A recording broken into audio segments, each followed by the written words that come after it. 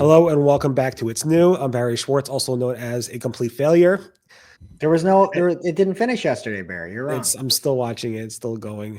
I'm wrong. We're talking about the November core update. That is obviously just in general, but yeah, it's one of many examples. So, like I said, you could still be right because sometimes they finish it and they don't tell us. That's true. Everybody's sitting around waiting. I'm going to bank on that this way. All right. I'm going to be talking about YouTube in Google search. What do you got, Greg? We're going to have a conversation about a new conversion action. Conversation started. And Crystal? The most important thing that's happened on the internet today. Got it. And Morty? I don't know. Is that a little personal? Nice. Yada, yada, yada.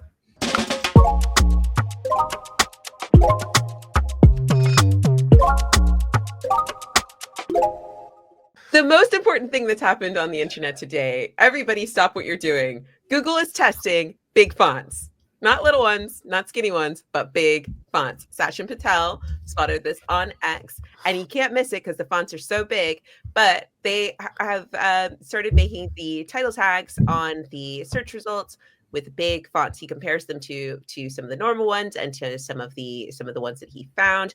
And I, as somebody who has recently taken up reading glasses and cannot see anything on my phone anymore, am personally in favor of the big fonts. And I hope we get to see more of those. I hope this is not a test. I hope this is a final implementation. Thank you.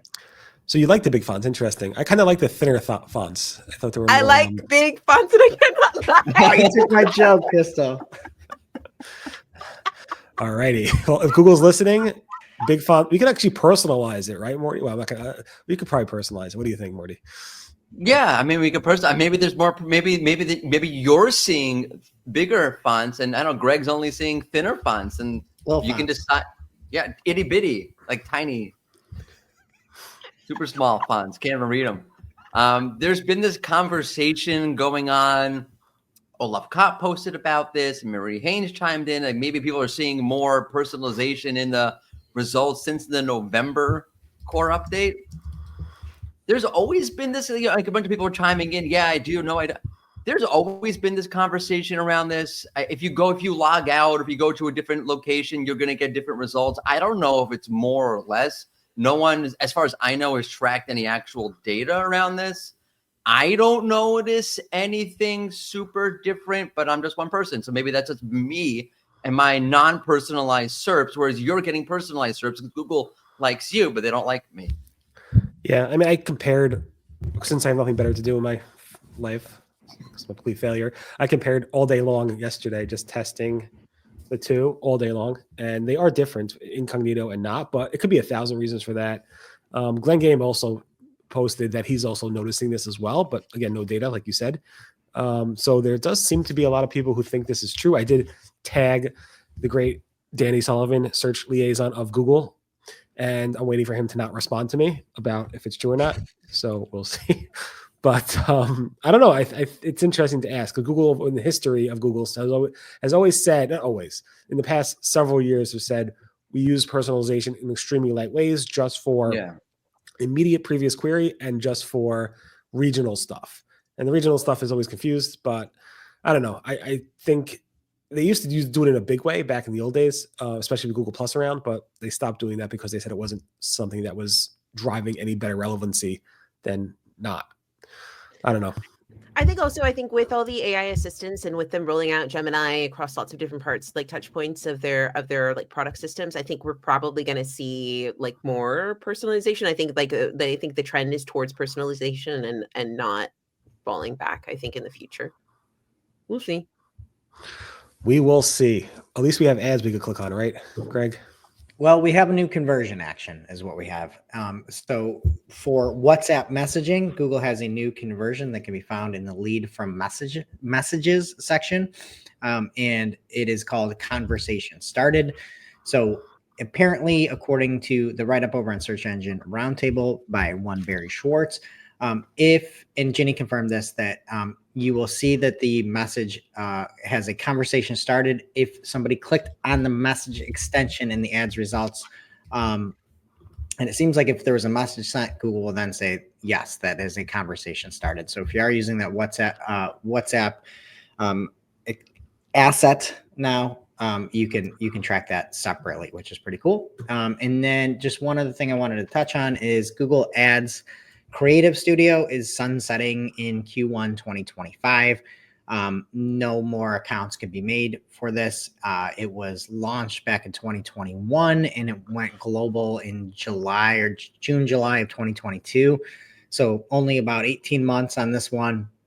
But really it kind of makes sense because Google's bringing everything kind of within a lot of the AIs like now in Merchant Center Next, where you have like that product studio. And then you've got the ability to, you still have your asset library in Google Ads. You can go in there and use AI and do all those different things. And then we've seen like additional rollouts for PMax. We can have your brand standards and generate those things based off colors and fonts, whether you're like Crystal and you like big fonts and you cannot lie, you can, kind of tweak all that more like in platform. So that makes sense. It's good to see that. It's good to see more consolidation, less things all over the place, which is great. One thing also that I figured out as to what's contributing to my failureism, which is not really a word. Is it a word? Failureism? I don't I think think so. you failed at English just now. Yeah. Don't have a failureism aneurysm. That would be unfortunate. Also, yeah. like we can't call the ambulance. I don't even know where you are, Barry. Like I can't help you. So It's okay. We won't be able to end the stream. Nobody. So that would be bad as well. It would make for good YouTube subscribers, actually, if I died on live on YouTube. We wouldn't be able to post it. Anyway, talking about YouTube,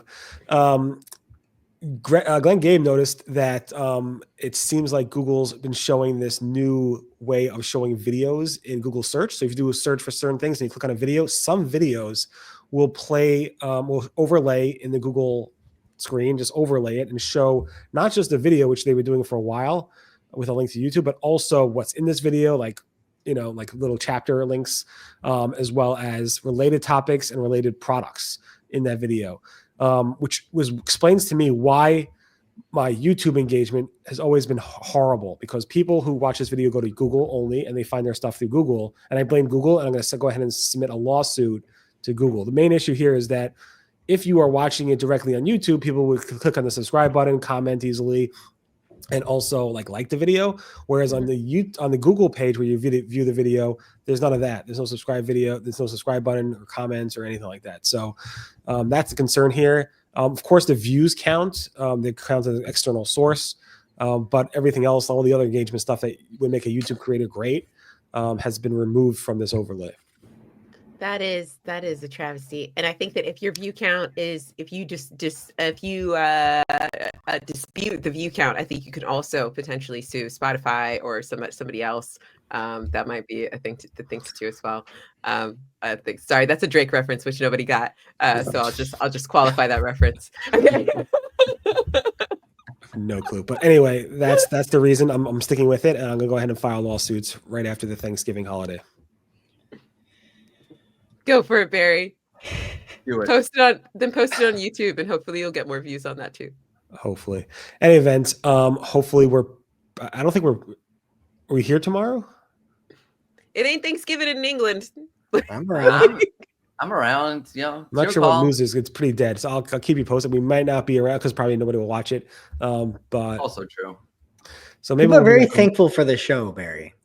If you're thankful and you want us to do a video tomorrow, comment below, subscribe, and dislike this video, and we'll go ahead and make a new video. No, don't dislike it. Don't dislike. All right. If you want us to do a video tomorrow, comment Hit below. the bell for notifications. Have an argument. That gets engagement. People like to argue. Have an argument. Or just comment like gibberish over and over and over again. That's still good for engagement. Probably. I tried yesterday. I called a bunch of things gross, but people kind of agreed with me in the comments.